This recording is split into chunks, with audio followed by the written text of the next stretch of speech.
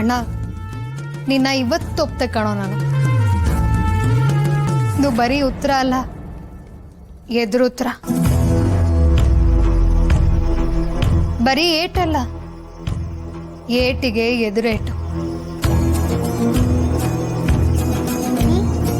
ಶಬಾಷ್. ನನಗೆ ಅಪ್ಪಂದ್ರಿಗೆ ಎದುರುತ್ರ ಕೊಡೋ ಮಕ್ಕಳಂದ್ರೆ ಖಂಡಿತವಾಗ್ಲೂ ಇಷ್ಟ ಇಲ್ಲ. ಆದ್ರೆ ಅನ್ಯಾಯನೇ ಮನೆ ದೇವ್ರು ಅಂತ ಅನ್ಕೊಂಡಿರೋ ಅಪ್ಪಗೆ ಎದುರುತ್ರ ಕೊಡೋ ಮಕ್ಕಳಂದ್ರೆ ನಂಗೆ ತುಂಬಾ ಇಷ್ಟ.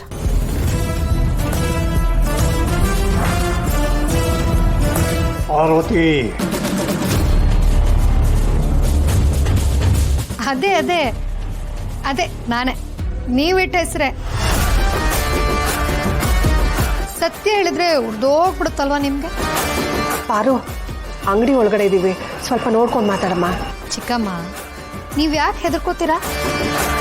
ನೀವ್ ಹಿಂಗ್ ಹೆದರ್ಕೊಂಡೇನೆ ಬುರ್ಜ್ ಖಲೀಫಾಗಿಂತ ಎತ್ತರಕ್ಕೆ ಬೆಳ್ಕೊಂಡಿದ್ ನಿಮ್ಮ ಯಜಮಾನ್ರ ಕೊಬ್ಬು. ನೋಡಪ್ಪ, ನನ್ನ ಮಾತಿಂದ ನಿಮಗೆ ಕೋಪ ಬರ್ಬೋದು. ಈ ಕೋಪ, ದ್ವೇಷ, ರೋಷ ಎಲ್ಲ ರಕ್ತದಿಂದನೇ ಬಂದಿದೆ ಅಂತ ನೀವು ಅನ್ಕೊಂಡಿದ್ದೀರಾ ಅಲ್ವಾ? ಆದ್ರೆ ಎಲ್ಲ ರಕ್ತ ಒಂದ್ಸತಿ ಹೊರಟೋಗ್ಬಿಟ್ರೆ ಉಳಿಯೋದು ಸಂಬಂಧ ಮಾತ್ರ. ಅದು ಶಾಶ್ವತ. ನನ್ನ ಗಂಡನ ತಾಯಿ ಅಂದ್ರೆ ನನ್ನ ಅತ್ತೆ. ನಿಮ್ಮ ಮಗನಿಗೂ ಅತ್ತೆನೆ. ನನ್ನ ಗಂಡನ ಕಡೆಯಿಂದ ಬಂದ್ರು ಅತ್ತೆ, ಇಲ್ಲ ನಮ್ಮ ಅಣ್ಣನ ಹೆಂಡತಿ ಆಗೋ ರತ್ನನ ಕಡೆಯಿಂದ ಬಂದ್ರು ಅತ್ತೆನೆ.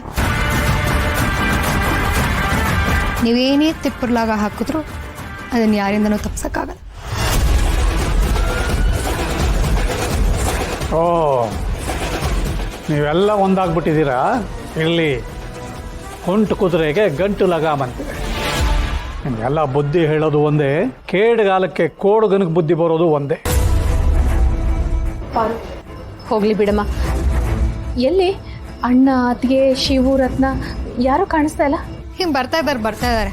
ನಾನು ಸ್ವಲ್ಪ ಬೇಗ ಬಂದೆ ಅಷ್ಟೆ. ಈ PM CM ಎಲ್ಲ ಬರುವಾಗ ಸೆಕ್ಯೂರಿಟಿ ಚೆಕ್ ಆಗತ್ತಲ್ಲ, ಆ ಥರ ಚೆಕ್ ಮಾಡಕ್ ಬಂದೆ.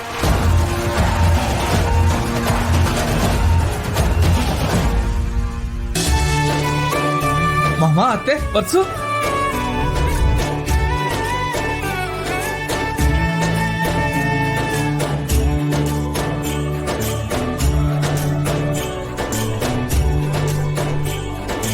ಮಾವಯ್ಯ,